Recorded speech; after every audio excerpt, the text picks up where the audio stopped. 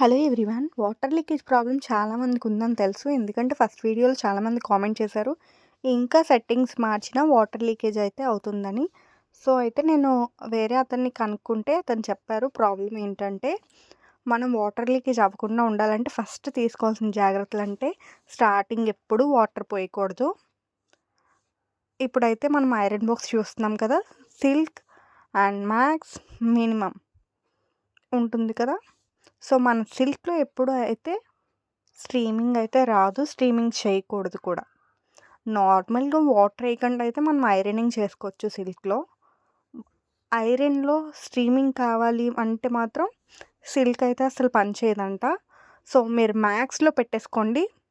మ్యాక్స్‌లో పెట్టేసుకొని switch on చేసి light అయితే వెలిగింది కదా! ఇప్పుడు లైట్ వెలిగింది కాబట్టి పైన సెట్టింగ్ వచ్చేసి మనం 0, స్మాల్ క్లౌడ్, బిగ్ క్లౌడ్ అని ఉంటుంది కదా! 0 దగ్గరే ఉంచాలి. మళ్ళీ గుర్తుపెట్టుకోండి, మ్యాక్స్‌లో ఉంచి 0 దగ్గర పెట్టాలి.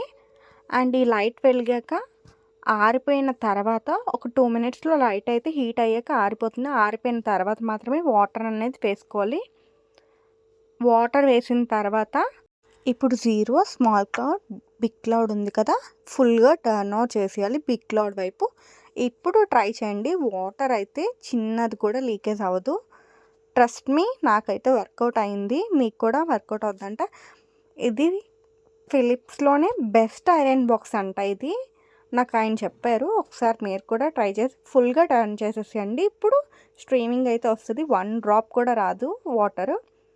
సో ఈ వీడియో మీ అందరికీ అర్థమైందని అనుకుంటాను.